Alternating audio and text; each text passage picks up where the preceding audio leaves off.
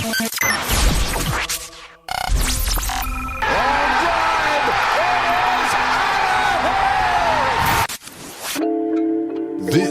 is the Vet Alumni Podcast with Tek Prem. It's the Vet Alumni Podcast. I'm Tek. He's Prem. It's a big week. The Eagles' schedule is out. And, of course, we'll go through it game by game, give you our way too early, subject to change win-loss totals.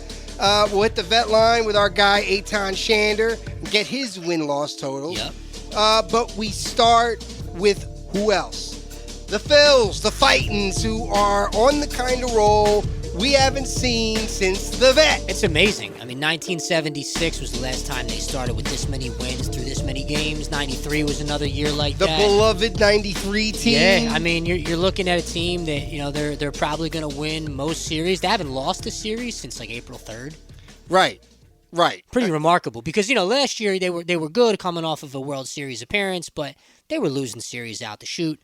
Yes, 2022, I mean, it was like, are they even going to make the playoffs? We don't know. Right. Now we have a team that it just comes down to L.A. and Atlanta in October, and you expect that they're going to win 97 to 100 and something games. Yeah, I mean, look, in 93, I think they were like a 500 team in the second half of the year, but they started out so great. They were hot, yeah. They were like 24-8 that year at one point. Right. And obviously, you mentioned it last week. I mean, the difference with this team and that team is that team was this ragtag band of misfits. They were misfits, no doubt about that. They still got one in the booth. Right, yes, exactly. But you would think that those guys weren't going to do anything, and yet they were one of the hottest team in baseball that year, at least for the first half of the season. Team chemistry goes a long way, man. This team is coming in with lofty World Series or bust expectations. It's a completely different vibe this year for this team than that year for that team. Yeah, true. I mean, now when the Phillies take the field and get ready for a series, you expect that they're going to win the series. Yeah. No matter who they play for the most part. Here's the example of a win the other night, right? Ranger Suarez, who's been lights out, had his worst start of the year, and his ERA lowered. No earned runs. I mean, you know, the defense was terrible. They didn't do him any favors. No. The defense probably added 25 pitches to his pitch count. He would have went into the sixth probably without that defense being right. So bad.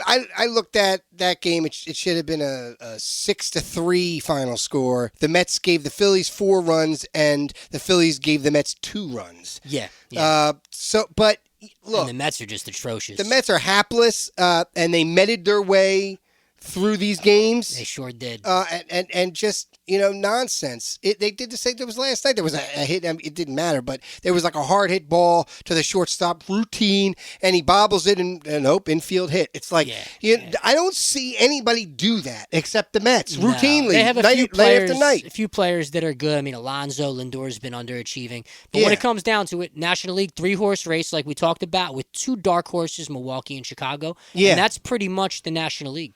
That's the American League is way harder to figure out. Way harder, because you even have teams like Minnesota that are going to hang around that are pretty good. They got great pitching. Cleveland, great pitching. Yeah, but you know, I imagine they'll come back down to earth. You would expect that. I mean, it's pretty top heavy with the Yankees and the Orioles, actually. Yeah, and even Boston is good in that division. Yeah, so they're hanging around too. That AL East. Every year. That's the best division. Every year, it really is. AL West, even the Mariners are a good team. You know, it's going to be interesting to see how October plays out. But for the Phils, can you beat the Braves 3 straight years in the postseason? Because that's really what it comes down to now. Yeah, I don't like the juju that the Braves have started out the past several years just like the Phillies are starting out this year. It's ironic. And then the Braves would get there with all those expectations after such a hot season and then lose in the playoffs. And the Phillies are now hot going into the playoffs. Like and the then, reverse. It's looking like the reverse. Could the reverse happen? So I'm not, you know, but look, no Strider. Well, pitching wins championships, and the Phils pitching has been probably the best in the National League for sure. Yeah, I feel like Walker has ruined the rotation to some extent. You know, he comes Taijuan in, Walker ever since he's come back, the rotation has like stuttered a little bit. It's a bad contract they gave him. Yes. Because you got no choice. I expected more out of this contract. Right. I think most Phils fans did. Right. I heard Fransky on the radio several weeks back when they asked him, are they going to stay with Turnbull when Walker gets back? And he said, no, they got way too much invested in Walker. And there's your answer. That's the heady version of the contract. Right. That's the contract. Which, there's no way. That's really the name of the game. Is Same thing with Castellanos, by the way. God forbid you give him a day off. Stott gets these scheduled days off, which is nonsense. He should be an everyday player. It is nonsense. He's one of the hottest players, one of the best players in baseball, and you are going to just give him these scheduled Stott, he leads the major leagues in on base percentage in May. Right. And It's by like the way, 550. him and Marsh have switched spots. Marsh was hot and Stott was not, and now Stott is hot and Marsh is completely Marsh, ice cold. At one point in the game last night, 7 for his last 43. Unbelievable. After he a hot looks start, bad. He's swinging a chunk too. Yeah, he is. These guys are definitely going to go through ebbs and flows. You hope that when they get Trey back and, it's working the way it was working early, that kind of rubs off on them again. I think Trey coming back is really going to make a big difference. Keep in mind, even though they've been better defensively without him. I hate to say it. Yeah, well, I hate to say it. True. He definitely has not been the defensive shortstop that he had been in years past. Right, but he was hitting in the 300, so you want him back in the lineup for his bat. Well, he was top 5 in the National League. I mean, he was like an MVP candidate when he went down. I saw him. They had him. He's working out in the field yesterday before the game. He looks all right. He's not full speed though. When you got that kind of injury, and I've had that injury before. Well, then DH him. You know what I'm saying? DH. Right. But his speed is a big thing on a base pass. I get it. I think they want to be really careful because you want him in October to be 100% with nothing nagging. No, I agree. And, that is kind of like a slight tear in the muscle, even though a very small one. It's still a slight tear. Any strain is a tear. And it'll hamper him. He'll just have to deal with the pain until the end of the year and maybe fix it in the offseason. Yeah, that's a scary injury for a speed guy that has never been injured. I know. It's tough. And plus, the way he got injured was very fluky and very... That's how those hamstring things go. It didn't look like he got hurt. No, it didn't. It was very, very odd. But, that's how it goes sometimes. It's just the wrong temperature, maybe. These guys didn't stretch properly. And Harper, he's 30 now. Harper will be useless for long stretches and then have a good game. Yeah. Well, he got it going last night when they had nothing going. He got it going a bit in the 6th for them. Well... Look, God forbid they sit Castellanos. It's the contract. God forbid they sit Castellanos. What's he batting, 200? God forbid you sit him. That's the Mendoza line. But, Schwarber, too. If I would have told you in April that Johan Rojas will be 25 points better at the plate than Schwarber and Castellanos, you'd probably tell me the Phils are not in first place.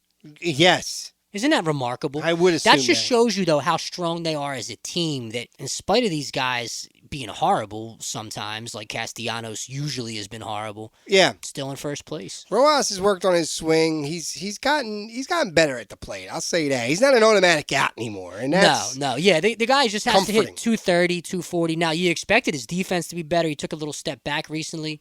I think they're going to get that. I think they're going to reel that in. The kid has all the talent in the world. He got a little too cavalier out there lately, and it caught up with him finally, and they had to sit him the other night. And look, that'll happen. Hopefully he bounces back. Pache has been a better outfielder as of late. He has. Pache, I really like how Pache plays the game. Me too. I like how he plays the game. I'm a fan of Pache.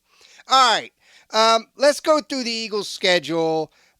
Once again, I have to preface it by saying this is a way too early, subject to change, win-loss total. Yeah, so before we go through, just give me your tally, and I'll give you my tally. Then we'll go through and say how we got there. All right. I'm going to do the same thing, and I know this is annoying, right? But I'm going to do the same thing because I got asterisks. The same thing I did last year, where I give you my total, but I give you the ceiling and the floor. Okay, that's cool, because, there's so much that's going to happen yet before Brazil. Absolutely. I got them 11-6 with a ceiling of 12 and a floor of 10. Okay, all right. And I'm going to explain that as we go I'm only through one this. off of that. I have them 12-5, ceiling at 13, floor of 11. So we're only really one off because you know how it goes every year. they're going to win 1 to 2 of these games that people think they're going to lose. Right. Like whether it's Baltimore, Cincinnati, Right. Dallas, these games that are, the hard games. Everyone always has them losing all of them. It doesn't work that way. Absolutely. But then they're going to lose 1 to 2 that are guaranteed wins right now. Absolutely. Okay. And I factored that in. There's multiple ways to get to 10, multiple ways to get to 12. But I sat with 11 because I'm looking at it like this is where, all right, let's start week 1 in Brazil against the Green Bay Packers. Where do you see this one? I think that this is a game where everyone's going to be on Jordan Love. Jordan Love, he's improving. He's the next big Packers quarterback, but he doesn't have much big game, big lights experience.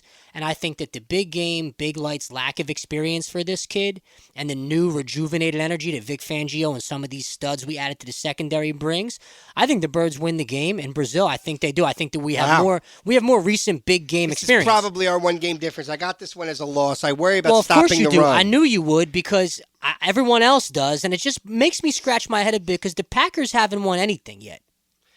No, I get it. I worry about stopping the run. I worry about the Eagles linebackers, at least today.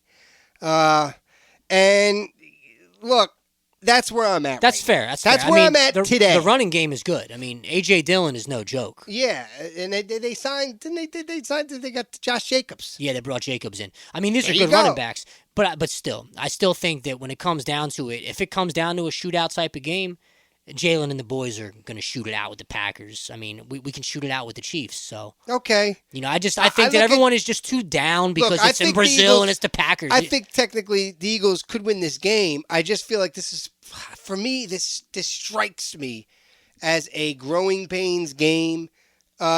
And it might even be closer than people think, one way or the other. I think it'll be tight. I mean, games against the Packers are typically tight historically, regardless who the quarterback is for the Birds. Right. Week 2, Monday Night Football at home against the Atlanta Falcons. That's a nice, comfortable win. I got them winning this That's a one. comfortable. I mean, the Falcons they're a cute team, and they have. I think they'll be improved. They have some cute players. Yeah, I agree. But that's about it. I mean, I don't know about the quarterback. They're gonna allow 30 points regardless. The Falcons. So right. Week 3, this is a tough one. This is a tough one. On the road, Who's New Orleans quarterbacking for the against Saints? Who's the quarterback? Derek Carr. Oh, he throws 2 interceptions. Quinyon Mitchell, first pick 6 of the season. Derek Carr. And I got them 3-0. I got this one could go either way for me, but I have it penciled in as a win.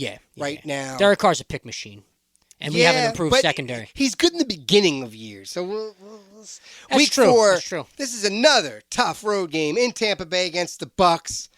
Who's quarterback in the Bucks again? Yeah, I keep asking this. I know. It's what's his name? We can't even remember. I don't know. What's his? It's not. We're not even near football season. The guy who that's why. beat. What's his name? Who beat us in the playoffs? I can't even remember his name. It's pretty bad. The guy that Johnny Manziel was supposed to be. You know what I'm talking about. He had the commercials. I don't know. Baker. Baker Mayfield. Yes. I don't know why we both Cooper drew a blank on DeJean's that. first pick 6 that night. Look, all right. They win that game too. They're 4-0 headed to the I bye. think the Bucks at this point in the season might be a tough game. I got them winning this game. They're 4-0 headed into the bye. The bye's next, right after that. The bye week after that. Yeah, and I hate it. I hate that this is a bye week. You don't like the early bye? Well, No. you're home heavy at the end of the season, so You got a month, and you've been at home once in this month. only 2 home games before November 3rd. I don't like it. Super odd. Not thrilled about this bye week. Week 6, they come back home, play the Cleveland Browns. This is a very tough game. Probably their first loss, I think. I have them possibly losing this one. Possibly. I'll explain that in a minute. Okay. It factors in with my ceiling floor. Next up, Week 7 is the MetLife return of Saquon. Giants might be a bottom 3 team. Yeah, they're pretty this bad. year. It's I got the Eagles winning this one. Fun win. I'll be in attendance with my New York buddy. There you go. Absolutely. And I'm going to try to get him to wear one of those ugly new Giants jerseys they just released. Oh, yeah. Week 8 in Cincinnati against the Bengals. I got this one without question as a loss. Yeah, you think Joe Burrow is probably going to come out and show that, he should have been the one playing Hurts in the Super Bowl a couple years ago. I think that still hangs on his head a little bit. Yep. But the question for me with Burrow is, are you ever going to see the top-notch Joe Burrow you've seen? Because you didn't see him last year, really. I think he bounces back. I think he does, too. I think this is one of those. I think this is their first loss, maybe their second loss if they lose to the Browns. I think that they probably do split with the AFC North one way or another. So they're either going to beat the Ravens and lose to the Browns, or beat the Browns and lose to the Ravens, beat the Bengals, lose to the Steelers, beat the Bengals, whatever. I think they go 2-2 against the AFC North, however it shakes out. Yes, me too. I don't know. Maybe. This is another tough matchup, by the way. Week 9 at home, Sunday Night Football against Dougie P and the Jags. This is a very tough matchup. It is. That's a win, though. That's a win. Trevor Lawrence is a good quarterback. I got this as a win. It's a win. I think personally, I'm going to predict now that's when they break the Kelly Greens out. Oh, is that when they're going to do it? I think that they have 2 times they do it. Why I think not? the first one is going to be when Dougie P comes back. Yeah. And it's a primetime game. That probably makes the most sense. And they did it against the Dolphins last year on primetime and looked amazing. Probably their best game of the year. Yes, it was. Against the Dolphins. So I think that it's going to be interesting. Dougie P is going to get a standing O. As he should, The man is a Philadelphia legend. Hopefully Nick Foles is in the house. Yeah, he's got the big statue out front. Sure does. But I think that's a win. Week 10 on the road in Dallas. That's a loss, I think. It's a loss. They really don't play well in Dallas. They usually don't play well in Dallas. So at this point, I have like 2 to 3 losses, give or take. Right. Week 11 at home, Thursday Night Football against Washington. It's a short week off of Dallas is tough. It is. I'm going to reluctantly say this is a win. I'm going to say that, too, because you got this young quarterback. He looks great. Daniels coming out of college. But what is he really going to be in a situation like that in a tough division game? At that point, too, Fangio, in my opinion, as the year goes on, this defense is going to get better and better and better because you have young guys in a new scheme. It's part of the reason why I think they lose in Green Bay. I think That's reasonable. I think it'll be a growing pains game for not only the offense who kind of come out stumbling. Fans are going to be upset. Oh, look at this high-powered. He came out. They'll make some great plays, but overall, the defense is going to let you down in that game because I just don't see how they can all gel yet. All right. This is the rough patch of the season for me. Week 12 on the road, Sunday Night Football in L.A. against the Rams. This is tough. I think they lose this one. You think they lose to Matt Stafford and the Rams, huh? Yes, I do. Prime time, I think they lose to the Rams. I think the Rams' offense is too high-powered. Yeah, but the defense is missing one of the biggest pieces of all time. I get it. So is ours, by the way. Sure. And our offense and defense are missing pieces, 2 of the best in franchise history. But, look, I don't think that stops the Rams. I really don't. They drafted a guy that they hope could replace Aaron Donald. I think they pull it out in L.A. They tend to really play well in Los Angeles. Yeah, they win games in Los Angeles. I think this one's going to be tough. And I say that because I think they lose the Ravens game, which I know is close on the schedule. This is why I said this is the rough patch this season. I think this is the only patch of this season where they take a 2-game slide because Week 13 on the road in Baltimore, this is without question a loss for me. Yeah, maybe. Again, I go back to what I say before the segment started here, Tech. Every year when we do this, and this goes for everybody on radio and TV, when they look at the schedule, they're picking games. And any team that we consider as a contender or a little bit better than the Eagles, everyone always says it's a loss. But they're going to win a couple of these tough games.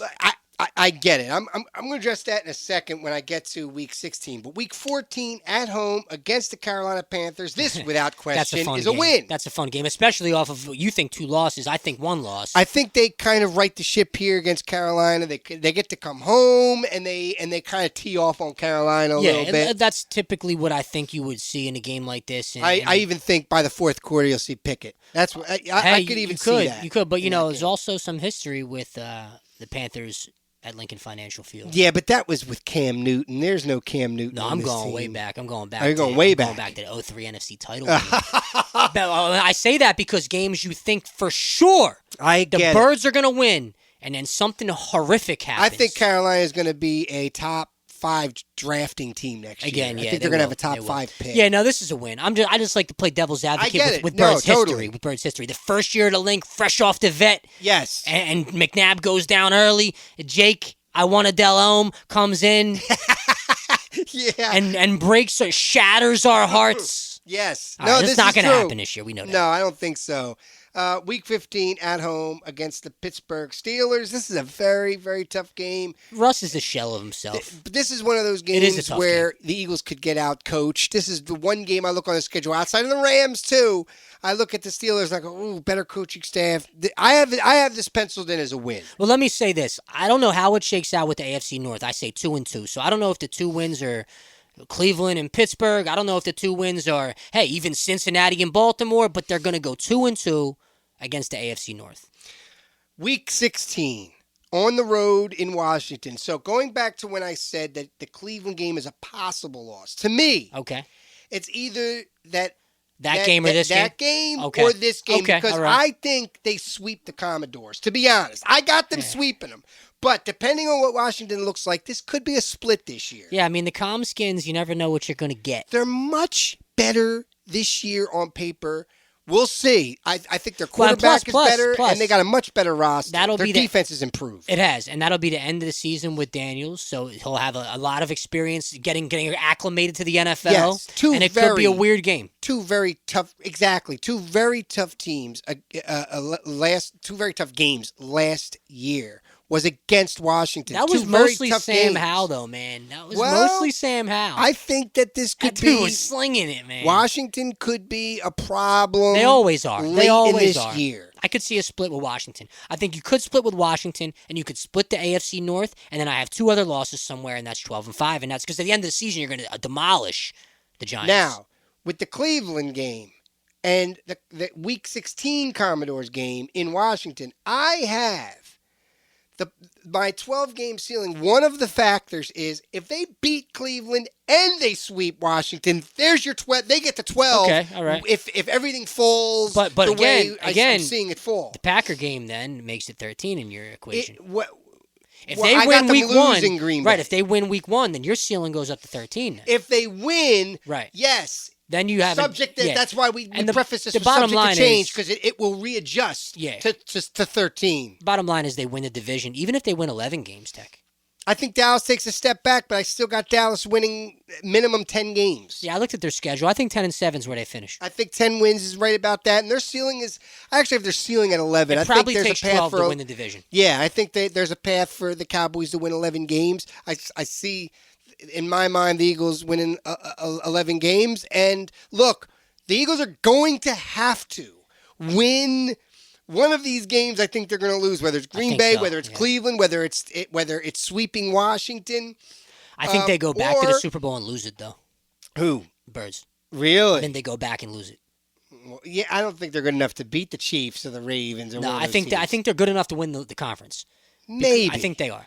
But especially, it's really going to depend on. I don't know if they're better than San Francisco yet. It's going to depend on what Quinyon and Cooper are. Because if these guys are what we think. And the O-line and Jalen Hurts. Yeah, that's what I'm saying. And, by the way, the head coach. You have potential for another dominant season, but I still think that the best AFC team is just going to be too much for them come January, February. Yeah. So, needless to say. And to be corrected. Week 17 at home against Dallas. This is the Dallas game I think they win. And then Week 18, the season finale at home against the Giants. This is a win. I think they close those 2 games out. They close the season out with 2 wins. You split with Dallas. You split with Washington. You split with the AFC North. And then you lose one other game and you're 12-5. I think that's really how it goes. If things go the way you just said it, then that's my ceiling right now. It's 12 games. Then they'll have reached the peak of where I think they could be. Or they start 10-1 and drop 6 of the last 7.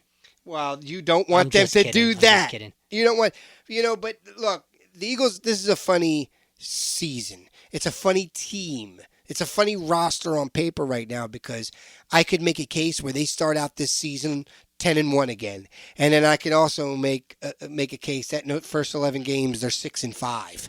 So, it's a weird roster right now. I really want to see them on the field to see what I need to see to make a proper win total assessment. I feel like I'm missing some variables right now in my assessment.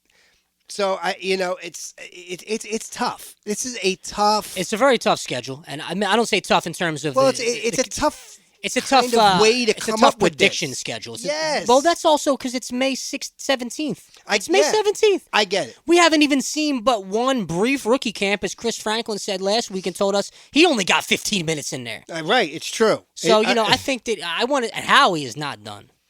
I don't think he's Howie done. is not done with the defense. I don't think so. I think somebody, a name that's been floated around is Calais Campbell. He's a guy that they could use for depth. I mean, he's an older guy, but he's coming off of a good year that last year. smells of the Howie move right there. It feels Calais like a Howie Campbell move. comes in, never won a ring, right? I don't think so. No. He was on a good team. He was on a playoff team, but he never won a ring. Right. I could see that being a move. Plus, they're a little thin in that edge area there. I don't know what they're going to do there. Because quite frankly, Tech, Bryce Huff is still a question mark to me. He's a maybe. Nolan Smith is a huge maybe. And at linebacker, everyone's a maybe. Everyone at linebacker what is a maybe. Devin White are you going to get? Right. Are you going to get Devin White of 3 years ago? Or are you going to get Devin White of last year, which is one of the worst graded linebackers in football? I think he was the worst. I think Zach Cunningham is graded higher. Yeah, well, he was. But you know what, though? The ebb and flow of these guys' careers like this, these high pedigree guys, the ebb and flow is typically coming off a horrible season, being that young, typically that means bounce back year. And I think that's what they're expecting here. He's only 26, right? So, I mean, it's not like he's 34 at the end of his career. I mean, look. He's a young dude. I was over the moon when they signed Devin White because I subscribe to the change of scenery theory. I believe that when a guy me too. If a guy's 33, it's different. When a guy's 26 years old and really should have been signing a multi-year extension worth, $30 million. Exactly. And he's taking a prove it deal for less than $3 million. It's pretty remarkable. It's like, well, this is where he's at. The last 2 years have pretty much cost him a major extension, and the fact that he wanted out for 2 straight years. And Todd Bowles and the coaching staff over there couldn't wait to get rid of him. They talked trash about him during the winter meetings or whatever, whatever that is, the owner meetings. They were talking trash. Big surprise. Yeah, and definitely during the combine. And so look, I look at this team and I'm like, I can go through each position on the defense and be like, there might be a slight question mark at everybody except maybe Jalen Carter, who I expect to have a major second year. Yeah, I mean, that guy is a monster. I can't wait to watch him develop. And Josh Sweat's pretty solid. Milton Williams is a good backup. But I look at guys like Jordan Davis and N'Kobe Dean and Devin White and Nolan Smith. There are a lot of question marks Bryce on that roster there. Finally, they got a good situation at safety with CJ back. But if you're telling me that Blankenship is the second safety, I would tell you. Well, I think that Sidney Brown probably is the second safety. I think. Because with a guy like CJ next to him, Sidney Brown doesn't have to be like the premier safety. I in the agree league. with you. My pick, and see, Sidney Brown also is a question mark, basically, because can he stay on the field? And then you have 2 high draft picks that we're all excited about, but they're draft picks. They're question marks. Right. They're still draft picks. And Blankenship, he can hit, but he can't tackle, so I don't love him being a starter. And look, our corners we have a strength at corner right now, which we didn't. True. So I don't know what to make of this defense. I want to see it, and it makes it hard for me to accurately assess the schedule. When I look at the schedule, I'm like, well, I don't know. Can they stop the run against Green Bay? Can they stop Mike Evans in the Tampa game? It's a very close call on a lot of this stuff, and they go into Cincinnati, like you're talking about, and Baltimore, and even Cleveland, and guess what? Even Pittsburgh. I look at some of these games. The Rams game. A lot of good quarterbacks in this schedule. Yes, and a lot of good coaches. Well, Joe Giglio's got him at 10-7. Right, which is, listen, it's not far off. I know people were calling him upset about it, but well, he's a Giants guy. Isn't he? I think at heart he masquerades, and we love Joe, but he masquerades as a Philly guy. But I see it between 10 and 12 right now, just without knowing anything. It's very hard to I don't know anything. Yeah, I know. Well, none of us do. No, and really, and we're not going to know much for 65 days. Yeah, I know. Give or take. Give or take. I think it's like 70 days, isn't it? Okay, all right. Something like that. You're right, though. We're not going to know. Put the X on the until it calendar. starts. I know. And it's going to be, listen, we're obviously going to rev up Birds. The Phils are just killing it right now, and I don't want to take any attention away from what the Phils are doing. It's historic. And it is. They haven't done it since the vet. So I mean, this team has existed since 1883. And this is the second best start in the history of the team. Now, it's worth noting, when they did it at the Vet in 76, they did not win anything that year. Right. So, you know, I mean. But then they also didn't win anything when they won 102 games in 2011. Well, that's true. That's true. That was an aggravating year. It's a blessing and a curse winning 100 games. Winning 100 games only guarantees that the expectations might be crushing in October. And not only was 2011 the expectations not met, but didn't it end so crushingly with Ryan Howard? Oh, yeah, tearing his Achilles. Basically, the career-ending injury. And it was in the divisional series. It wasn't even in the NLCS. Right. Because the year before that, they lost in the NLCS to the Giants, who were the dynasty of that decade. Right. It was soul-crushing.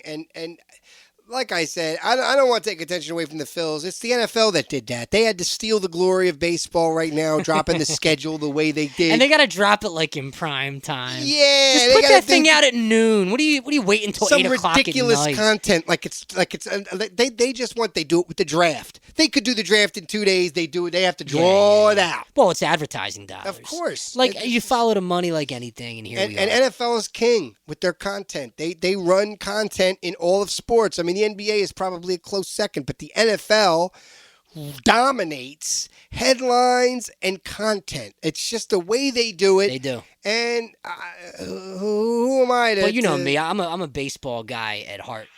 I get it. Yeah. The Phils. And it's like, listen, the Phils are the focus, and they should be right now in this city. They're the best thing going. You know, the Sixers, who we shall not mention. 30-plus wins, and it's May 17th, Tek. Right. The Sixers let us down. The Flyers, they maybe when they get Michkov, maybe they'll build. Maybe they'll have a better offseason now that they got hockey people running things. They're never going to win a cup, Tek. But, well, you never know. Maybe we're going to be doing this show in 20 years. We're going to be in our 60s. And we're going to be like, maybe the Flyers can get back to the cup. Maybe. But I look at the Phillies as the only team that really is right there as a championship team. Yeah, and it's true. Really wide open. Well, the Birds are too. If they would have beaten the Diamondbacks, they totally choked. If they didn't choke last year, they would have beat the Rangers. I have no doubt about it. They would have got back there and they finally would have won. Houston just outgunned them. They outmanned them. They had more relievers in the bullpen. They had more starters. They just outmanned them. They got bigger hits when they needed it. But against Texas, how about Houston? You could have beat Texas again. Are they cheating again? The guy with the stuff on his glove the other night gets suspended for 10 games, Blanco. This is what they do. And he's looking around like, oh, I'm innocent. Yeah, I'm innocent. I don't know what's going on. This is what they do over there. Bang a trash can, will you? All right, we'll hit the vet line with Eytan Shander. But first, brought to you by the Fairless Hills Academy of Music, it's time for VetPhact. This is a VetPhact.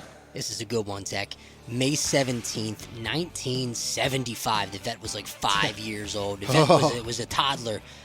The Braves came to town and promptly took a 7-1 lead through 3 innings. Jesus Christ. The Phils would get 2 in the 4th, 3 in the 5th. Whew.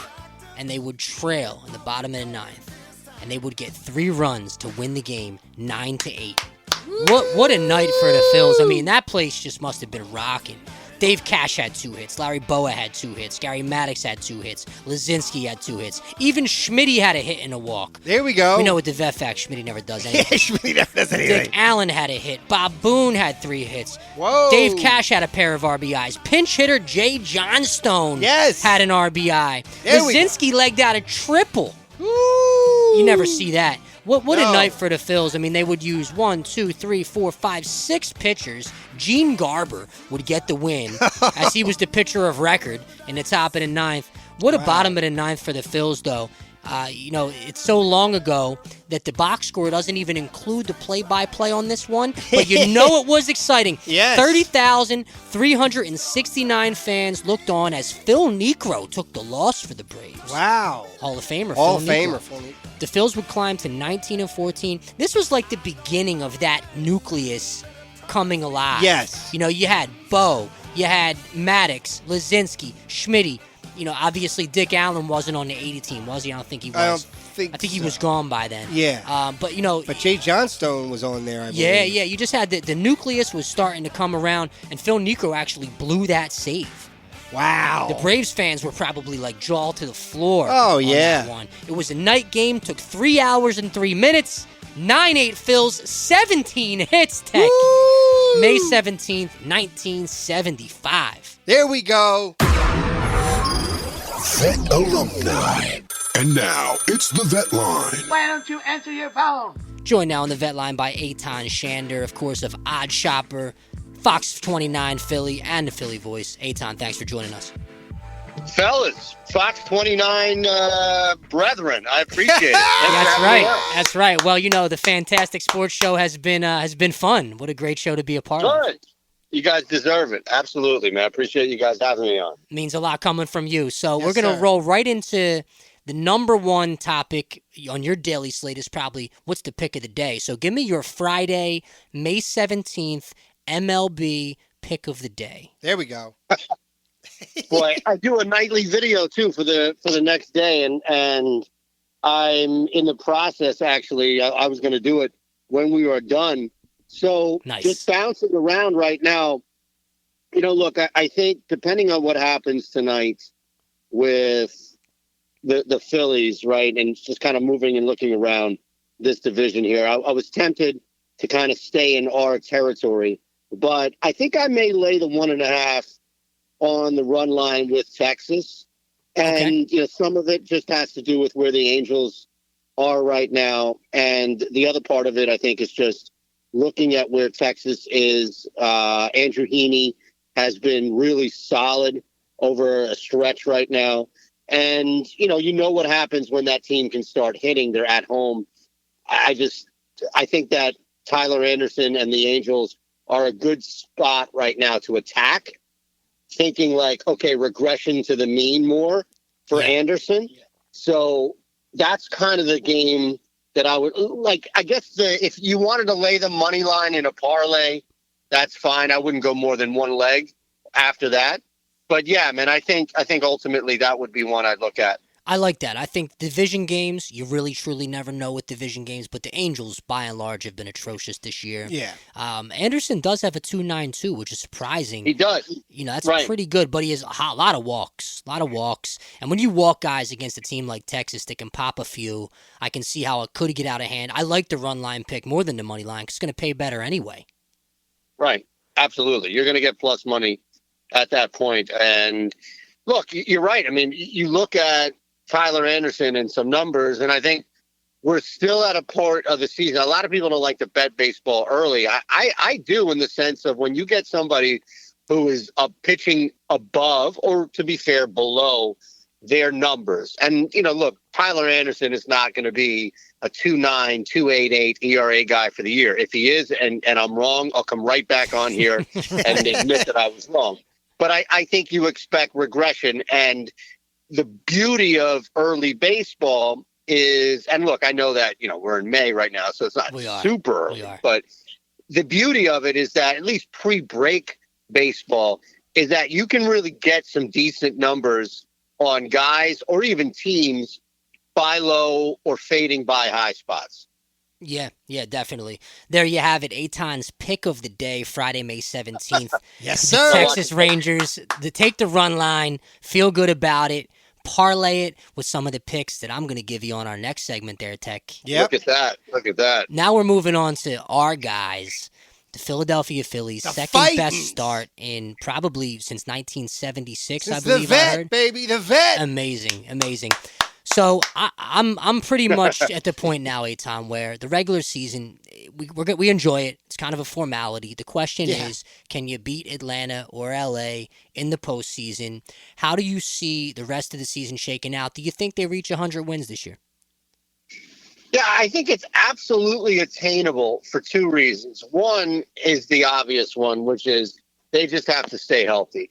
When you have a team that is loaded with top-heavy talent, and granted, that's not going to diminish anything from like what Alec Boehm's doing or the daycare in general. But the reality is you can't, to answer your question, you can't do that without Harper and Turner. You can't do that without Turner and JT. Like, you can't do that missing some pieces there. That's going to be the issue where they just won't be able to replace it. So if, in fact, everybody, which, look, it's a long season, so you've got the managing. It's not really necessarily load management, but, a day off here or there, Sundays usually, right? So if you see that and guys stay healthy, absolutely. And then the other thing that I think is sustainable is just beating bad teams. And you're not 30-plus wins this still technically early in the season by only beating sluggers and just losing, 13 games to atrocity. And that's where I think the Phillies, look, overall, the Phillies are going to benefit from what they've been through. You and all of us, right? Like but the three of us to anybody else listening, following, we went through the past 2 years. It was awful to see what happened in the World Series. And then to get snaked by a team that basically was the Phillies the year before in Arizona was awful. It was gut-wrenching, right? And I think the beauty of it in hindsight is that with a hot start like we've seen, where we haven't had to wait until June 5th for the bats to pop, especially in Citizens Bank Park. Right? Like, this is a massive, I look at this year, fellas, as a massive stepping stone. The experience of losing in the World Series, the experience of just now going through, wow, we took that team ultra lightly like everybody took us the year before. I think building off of the past 2 years with relatively the same guys is going to be monumental in the postseason. I think it helps them win it this year. I really do. Not to just come on and be like, they win. I mean, I think that's pretty decent substance behind they win. I think it is too. And I agree with that, because when you have experience at anything you do in life, the more you do it, the more you're used to that type of pressure. That's really what makes the difference. Exactly. Last year, they kind of surprisingly buckled under that pressure, which none of us saw coming. But another year away from that, and we were talking earlier about how the roles are kind of reversed. In previous few years, the Braves are leading the way early, division leaders, Phillies are kind of lurking. Now it's kind of a reverse type of situation where we could enter the playoffs as the Braves of last year, basically. I don't know if that makes me feel good or bad, because we do really reprise that underdog role so well. So, question for you at the deadline: what position would you want most at the deadline? I think you still have to look at the back end. You still have to look at the bullpen, right? I think that's just an area of need to address. And I think that I always, no matter what sport we talk about, there is that caveat in need. It's need and then need to address, right? And then sometimes, a lot of times, they're the same thing, but every now and again, there's a difference. And I just think to cover it, right, it's like straight up against the spread. You've covered everything right there, right? SUATS. And I think that's what it is with the bullpen. Look, I don't know with you guys as far as where you stand, center field, and where you stand with kind of what they've been able to do with the outfield. I do think that at least at the start, there was a little disappointment we saw with just lack of everything from with Merrifield, the inconsistencies of Castellanos. But you've got money attached, right? So the question then becomes, all right, where are you going to bring in somebody that is going to bump a paycheck, a dollar sign next to him? I don't think they're going to bring in another starting pitcher. That would be a little too crowded if they did. The Taiwan Walker experiment did not work. Right? No. I mean, they've got a 6-man rotation if Zach Wheeler would just accept it. So, yeah, absolutely. I think that, look, you know what it is, too, is we are always watching a team that is in need of a tinker, right? Very rare. Even with not Ronnie Brown, I'm sorry. Even with Jay Ajayi. Jeez, what a same team, but Ronnie Brown. I remember the handoff at the goal line. The goal line play. But I agree. I get what you're saying. Jay Ajayi, that move seemed to take them over the top.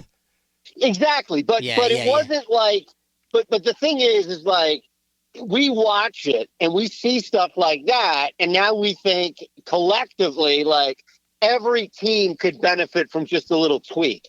They just blind. No, I don't want to diminish the move to bring in JHI, but I'm saying that role and the fit and the way in which it came about, disgruntled, just total breakdown.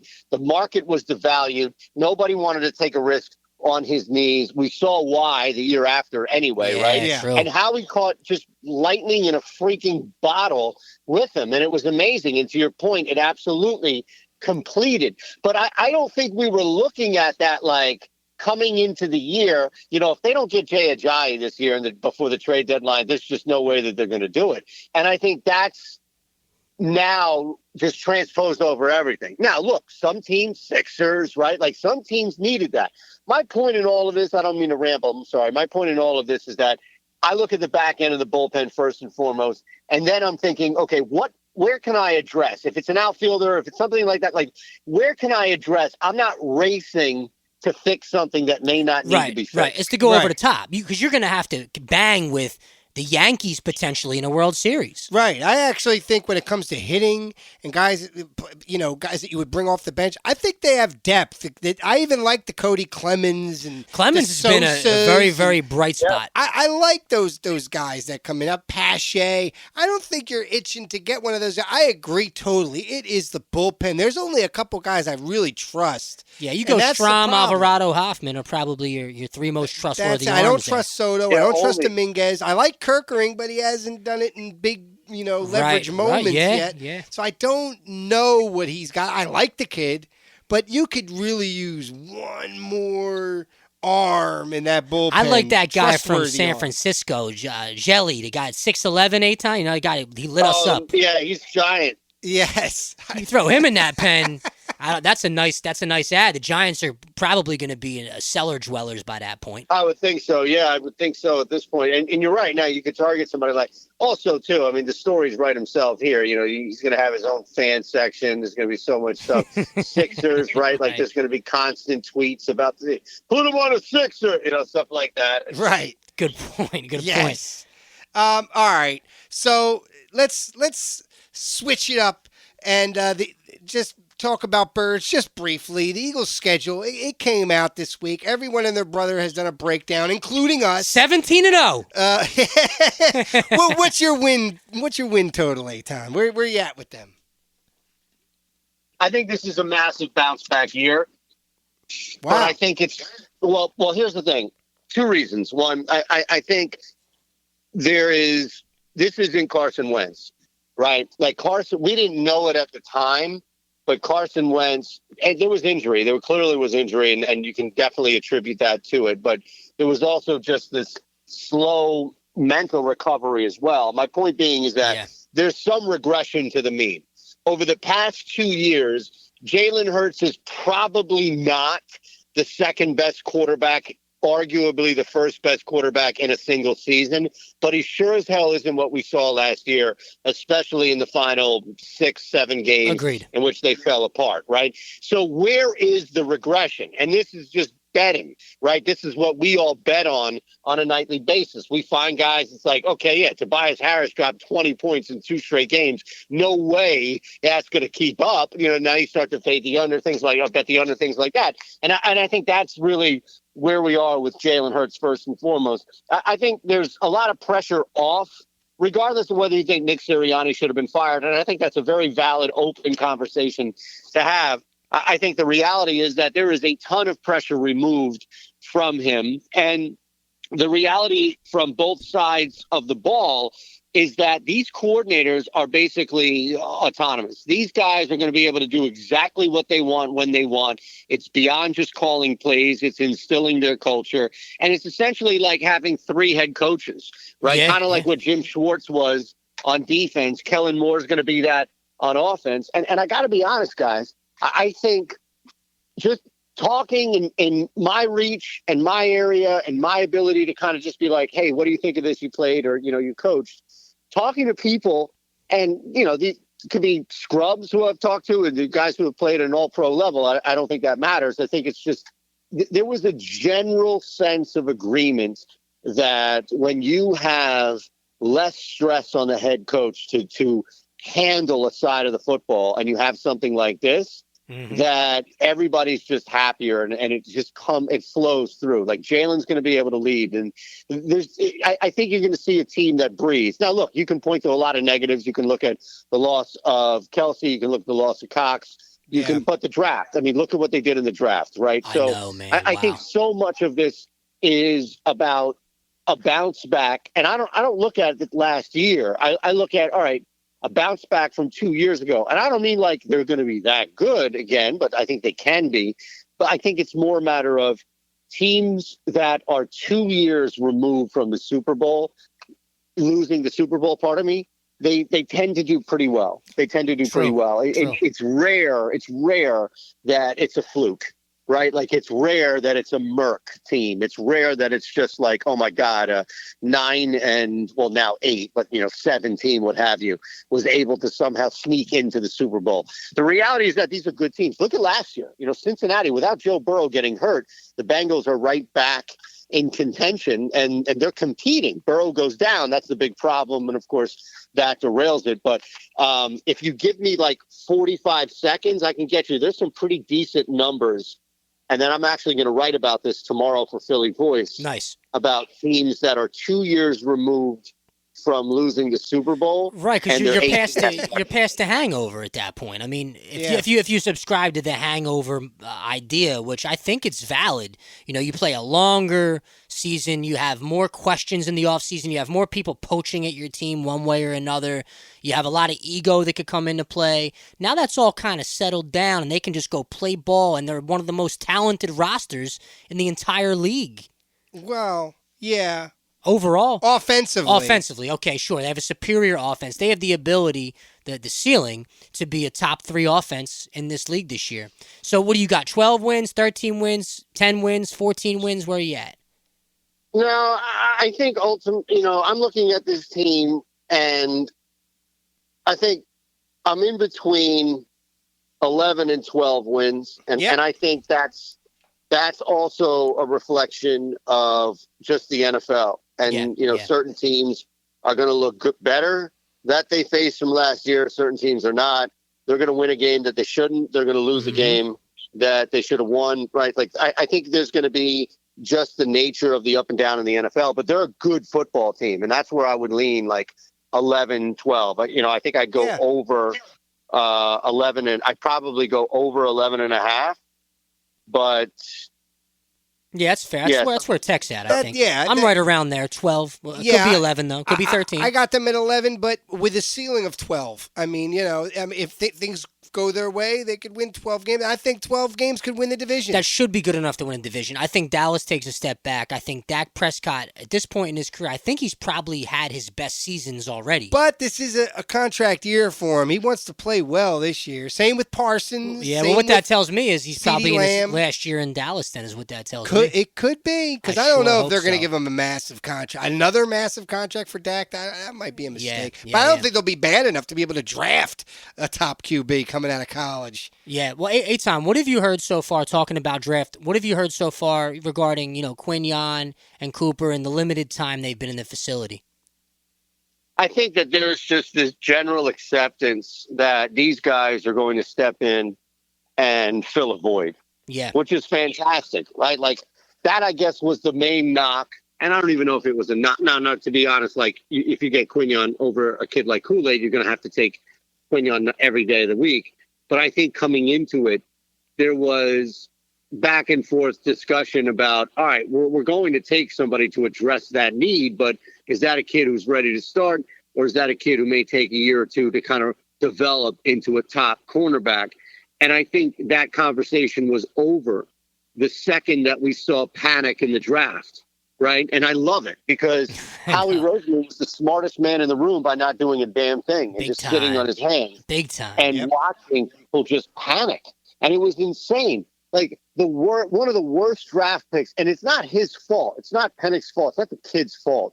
But it's one of the worst draft picks from a decision-making standpoint, from a directional, organizational standpoint.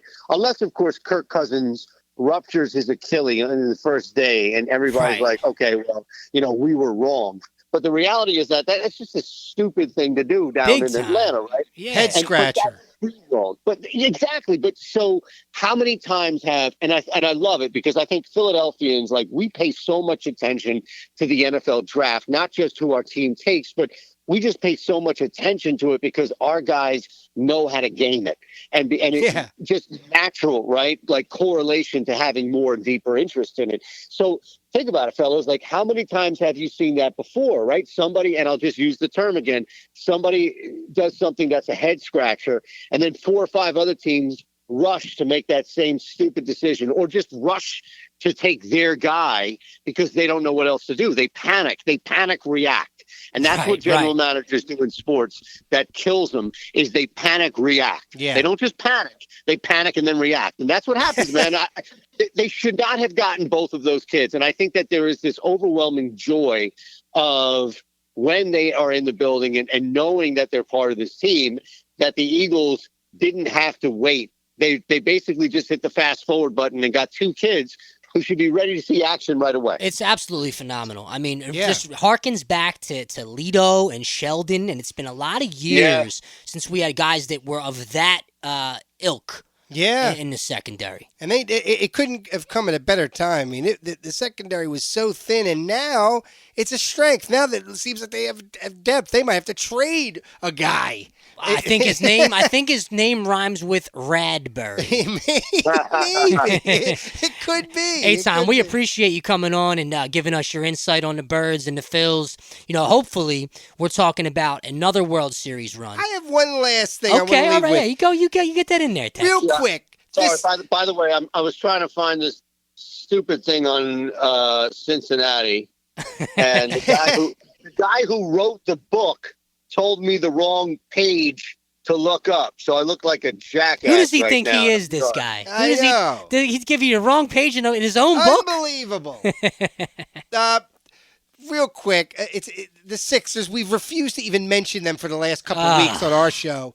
I see the Jimmy Butler rumors, Paul George, Brandon Ingram, 3 guys I have zero interest in. If you had to bet, what do the Sixers do this summer?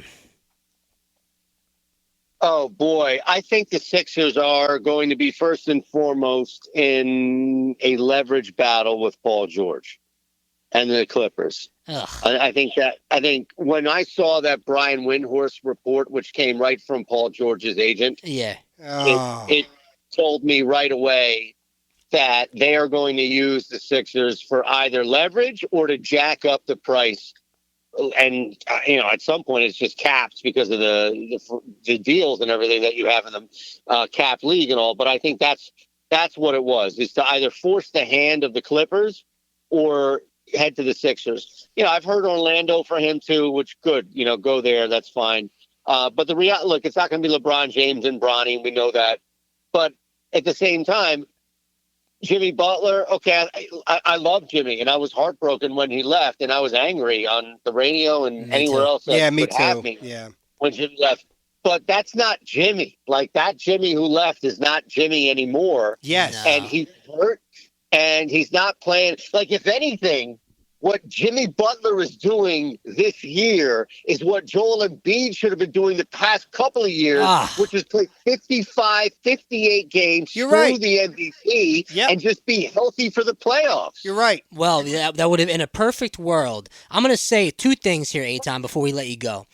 The Philadelphia 76ers will never win a championship with Joel Embiid as the centerpiece. That's number 1. Number 2, the whole every year recycle of the past prime has been NBA stars. Where are they going next? It's tired, and it's useless to me.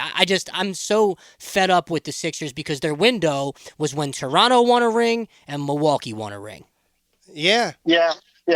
Look, I'll say to your first point that the only way Joel Embiid wins the championship here is if Tyrese Maxey is the 1A option to the guy that they bring in, and they defer to somebody who has deep playoff experience, not somebody who has also been knocked out in the first round or two. But that, again, I say that's the only way in which Joel Embiid now becomes a third, technically like a 2 or a third option on the floor.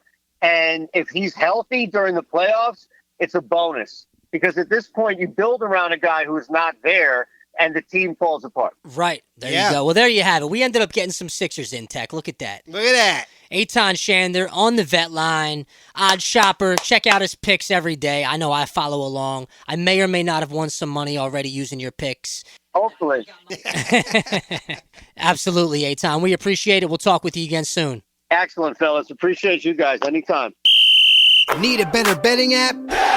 You need Rhythm.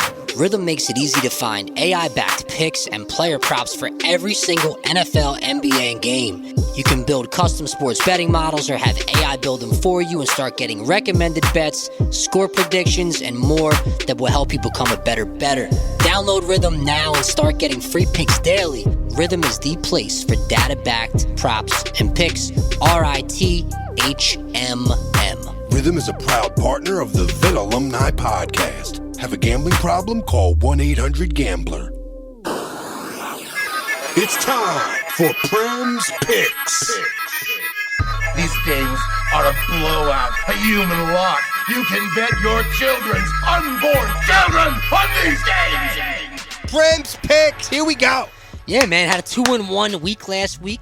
I now climbed to 5-4. Here we go. You're on above the season. 500. I'm above 500. It's really where I'm used to being in these pick segments, Tech. Right. Only one losing season of all the sports we've picked. Anyway, I'll stop tooting my own horn. Let's get to our bet rhythm pick of the week. We're going to Knicks Pacers, a big one tonight, 8:30 p.m. Isaiah Hartenstein, we were talking about him a little bit ago. Yeah. Under 3.5 assists. I think that's a very safe bet. I mean, he's a rebound machine. Yeah, he is. But to have 4 dishes, I don't think that's going to happen. Bet Rhythm is taking 55% likelihood it does not happen. They predict 2.8 assists. Take that, add it to your props. Yeah. Isaiah Hartenstein under 3.5 assists. There we go. Let's get to the locks. Our locks. Well, the Phils are just on fire. So yeah. It's bobblehead night tonight. It's Stott bobblehead tonight. I'll be there with my lady in section 207. There you go. Taking in some Friday night baseball. We're excited to get back to the yard. Take the run line. Obviously, run lines in baseball are 2 runs, -1.5. I think that the Phils win this game tomorrow, 8-3, 8-2. You got Zach on the mound, something like that. Now, believe it or not, the Nationals are actually, flirting with that third wild card spot, like many teams are at this point. But they're only like a couple games back out of a playoff spot right now. Doesn't matter. At the bank, Phils keep the good vibes going. Take the run line. Lock. I'm going to Chicago next. The Pirates head to Chicago to play a division matchup at Wrigley Field. You know, Kyle Hendricks for the Cubs has been horrible this year. 0-3 with a 10 ERA. But what that tells me is that a good game is coming for him. And you got this young phenom going for the Pirates, Paul Skeens. Oh, yeah. I don't care. I think the Cubs win at Wrigley. The Pirates are atrocious. They always will be atrocious. Take the money line. Pirates at Cubs. Cubs to take the W. Lock. We heard Eytan's pick. We heard Eytan going with the Rangers to cover the run line against the Angels. Throw that into this pack, but I'm going to give you another pick. We're going Brewers at Astros. The Astros have fallen off a cliff. The Brewers are a first-place team. They got Freddie Peralta and his 3-1 record on the mound with a 3.63 ERA. 58 strikeouts this guy has so far. Hunter Brown, 0-4 with a 7.79 going for Houston. Houston just in the midst of another cheating scandal with Blanco, only getting suspended 10 games for having a sticky substance on his glove. These guys just don't want to play fair. They deserve to lose. I know that they still hit well. They have the second best batting average in all of baseball, but it hasn't seemed to matter, Tech. For whatever reason, the pitching has fallen off a cliff completely in Houston. Yeah. They have one of the worst whips in all of baseball, 1.43. You got the hot-hitting Brewers going into town, into Minute Maid Park. Take the Brewers. Money line. Lock. To recap, Tech, we got the Phils covering the run line tonight at home at the bank against the Nationals. The Cubs dismissing the Pirates, take the money line. Lock. We heard Eytan's pick, Rangers, money line over the Angels. Lock. And lastly, the Brewers to go into Houston to play the hapless Astros and handle the Astros, covering the 1.5 runs. Lock. This has been another edition of Prem's MLB Picks. And with that, we will see you next week. Vet Alumni.